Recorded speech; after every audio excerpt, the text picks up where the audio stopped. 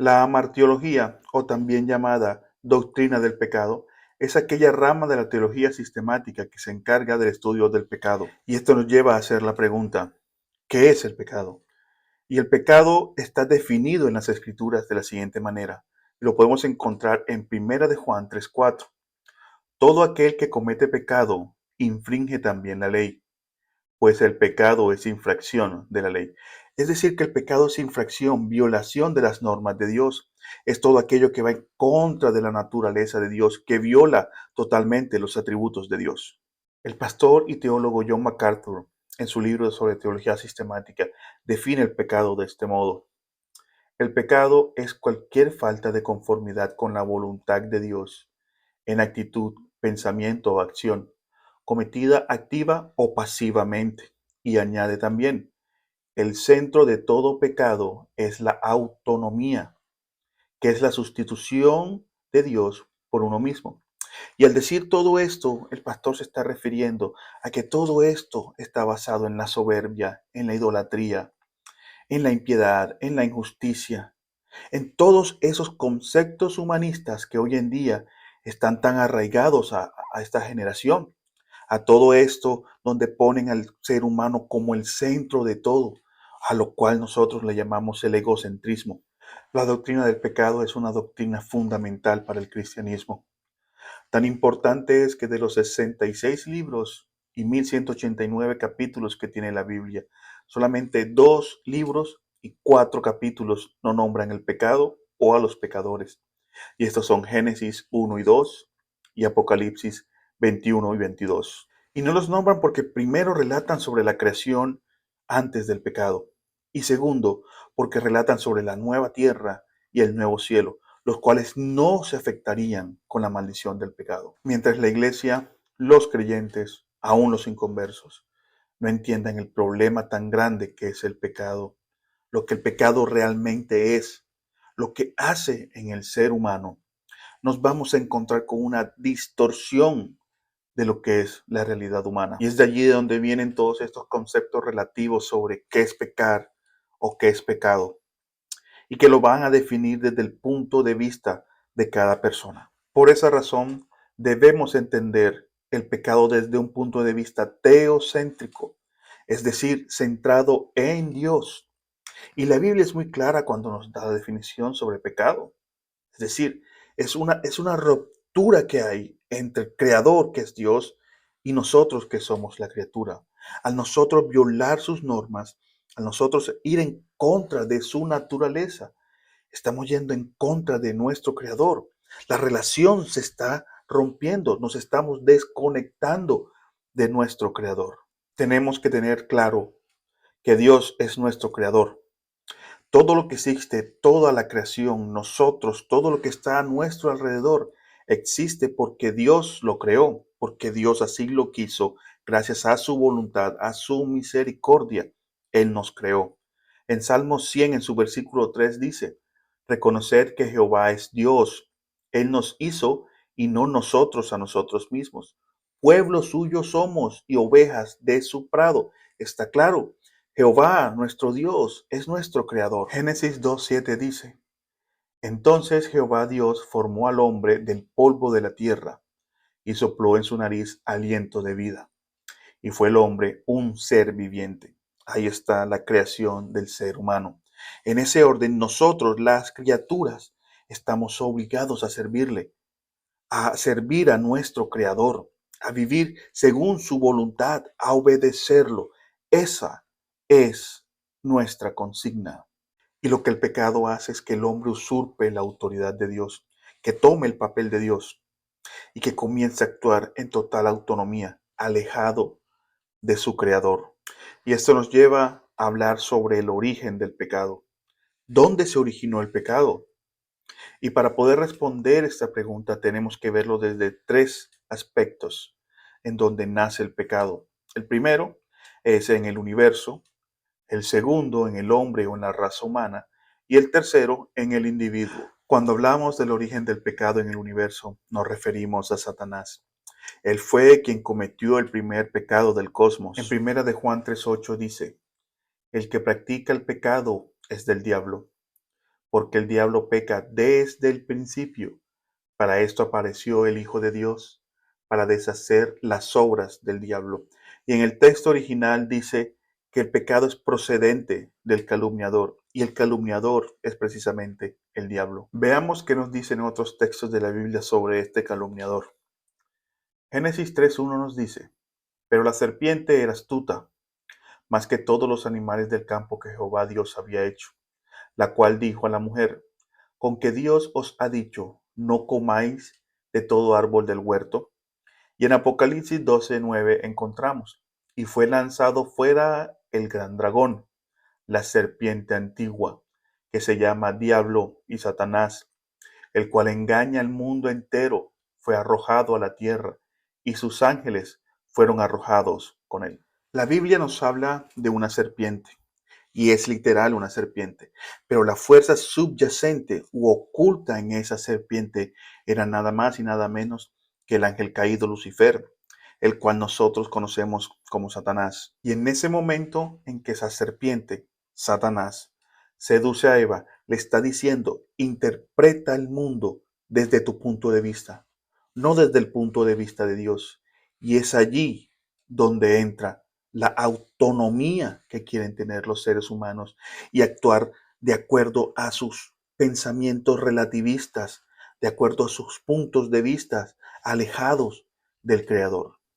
Noten que eso desvela el deseo de Satanás de ser como Dios, lo que lo llevó a cometer el primer pecado del universo, a ser el portador del pecado, porque él deseó ser como Dios.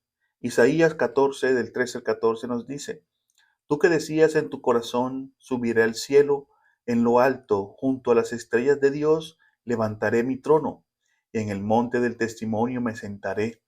A los lados del norte, sobre las alturas de las nubes subiré, y seré semejante al Altísimo. Esa fue la razón de la rebelión del querubín, que pasó de la perfección a la maldad. Así que con esto queda desvirtuada esa teoría blasfema que andan repitiendo por el mundo de que Dios es el autor del pecado. Además, la Biblia es clara y nos dice en Santiago 1:13 que cuando alguno es tentado, no diga que es tentado por parte de Dios, porque Dios no puede ser tentado por el mal, ni Él tienta a nadie. Noten que el versículo dice tentado, y una tentación en la Biblia es siempre hecha por Satanás. Y sigue y dice mal. Y el mal sabemos que aduce al pecado. Entonces, ¿cómo puede ser Dios tentado por el mal o tentar a alguien si eso no está en su naturaleza? Como ya hemos visto, el pecado surge espontáneamente de un deseo de Lucifer de independizarse de Dios, de independizarse y desconectarse de su creador, de usurpar su autoridad, de ser como Dios. Ahora veamos el segundo aspecto, que es con respecto al hombre o a la raza humana. Y esto nace con Adán y Eva. Eva se deja seducir de la mentira de la serpiente, come del fruto del árbol y posteriormente le da a su compañero Adán. Y esto lo encontramos en Génesis 3, del 1 al 6. Pero la serpiente era astuta, más que todos los animales del campo que Jehová Dios había hecho, la cual dijo a la mujer: ¿con qué Dios os ha dicho, no comáis de todo árbol del huerto? Y la mujer respondió a la serpiente: del fruto de los árboles del huerto podemos comer, pero del fruto del árbol que está en medio del huerto, dijo Dios, no comeréis de él, ni le tocaréis, para que no muráis. Entonces la serpiente dijo a la mujer: no moriréis, sino que sabe Dios que el día que comáis de él serán abiertos vuestros ojos, y seréis como Dios, sabiendo el bien y el mal. Y vio la mujer que el árbol era bueno para comer, y que era agradable a los ojos, y árbol codiciable para alcanzar la sabiduría. Y tomó de su fruto y comió, y dio también a su marido, el cual comió, así como ella. A pesar de que Eva fue la que fue engañada por la mentira de la serpiente, la Biblia nos dice que Dios responsabiliza a Adán. Y eso es principalmente porque Adán era la cabeza representativa de la humanidad. Adán era nuestro representante ante Dios. En ese preciso momento el hombre se rebela por primera vez en contra de Dios. Y la rebelión del hombre en contra de Dios nace. Noten que en ambos escenarios La rebelión de Satanás en el cielo y la rebelión del hombre en el jardín del Edén llevan un común denominador, y es el deseo de ser como Dios. Es decir, que en ambos escenarios los perpetradores del pecado estaban insatisfechos con las condiciones perfectas con las que Dios los había creado. Recordemos que ellos fueron creados sin pecado, en perfección, con su creador, estaban con su creador. Satanás estaba en el cielo, en la presencia de Dios, y Adán caminaba con Dios en el jardín del Edén. Pero por más deseos que tenían de ser como Dios, sus rebeliones los alejaron de Dios, los separaron de Dios y los hicieron aún mucho menos como Dios. Y tercero, con respecto al individuo, nace en el corazón. Jesús dice en Mateo 15:19, porque del corazón salen los malos pensamientos, los homicidios, los adulterios, las fornicaciones, los hurtos, los falsos testimonios, las blasfemias. Es decir, en nuestro corazón nace el pecado. Nuestra naturaleza humana está inclinada a hacer el mal, está inclinada a pecar.